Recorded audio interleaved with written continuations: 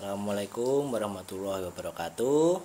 Perkenalkan, nama saya Kurnia Arif Wicaksono, mahasiswa Sekolah Tinggi Pertanahan Nasional, Program Studi Diploma 4, Kelas A, Tingkat 1 dengan nomor induk taruna 20293357. Oke, di video ini saya mau review aja sebuah buku karya dari Bapak Aristiono yang berjudul Pengelolaan Tanah di Desa Karanganyar.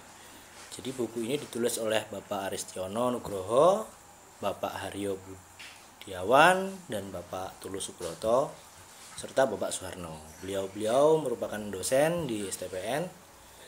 Buku ini diterbitkan pada tahun 2013 dan berisi 194 halaman. Jadi di buku ini membahas tentang land reform.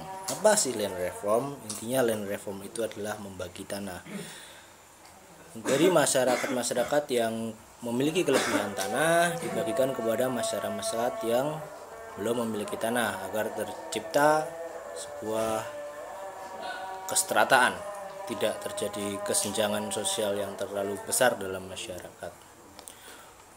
Oke, buku ini membahas tentang land reform lokal yang dilakukan oleh Kepala Desa Ngandagan secara turun-temurun. Jadi ini terjadi sebelum adanya land reform dari pusat di tahun 1946 sampai 1964. Di sini Kepala Desa yang bernama Sumitro mewajibkan untuk warga yang memiliki tanah lebih dari 300 ubin untuk menyerahkan tanahnya kepada desa, yang kemudian oleh Kepala Desa didistribusikan kepada masyarakat yang belum memiliki tanah agar masyarakat bisa menggarap tanah dan sawah supaya memiliki penghasilan, gitu ceritanya.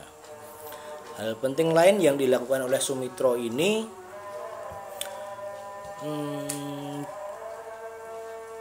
banyak sebenarnya. Jadi tanah-tanah Tegalan juga, selain sawah, Tegalan juga dia menarik dari masyarakat. Salah satunya dari asisten Wadena Kusumo Mangunharjo. Itu ada luas 11 hektar yang ditelantarkan, terus sampai dia diminta dibagikan kepada masyarakat sehingga masyarakat bisa menggarap tanahnya. Nah, seiring waktu berjalan, itu di daerah sana kan udah berlangsung yang namanya land reform lokal ya. Kemudian pada tahun 61 barulah turun peraturan dari pusat tentang land reform. Padahal di sana udah berlangsung lama sebenarnya. Yang pada akhirnya bahkan land reform dari pusat itu pun tidak bisa sebagus land reform punyanya Pak Kepala Desa ini tadi, intinya gitu.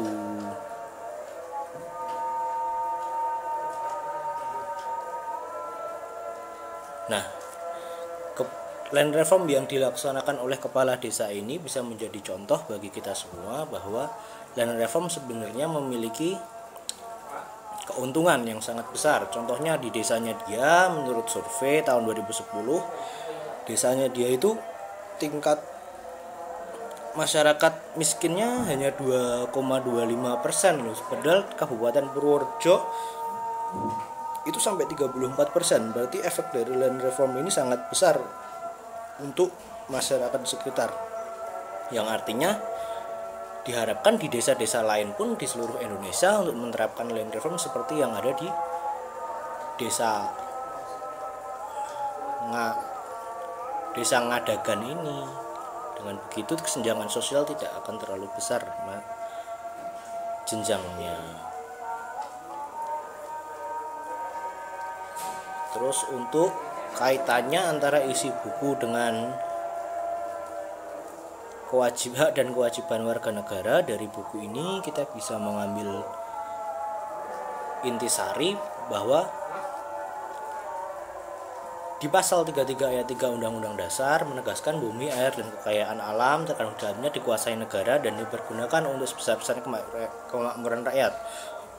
Jadi maksudnya kayak yang dilakukan oleh kepala desa tadi, misalnya ada masyarakat yang kelebihan tanah, negara bisa untuk mengambil karena kan itu hanya negara yang kemudian oleh negara akan didistribusikan kepada masyarakat-masyarakat lain yang belum memiliki tanah, hanya gitu.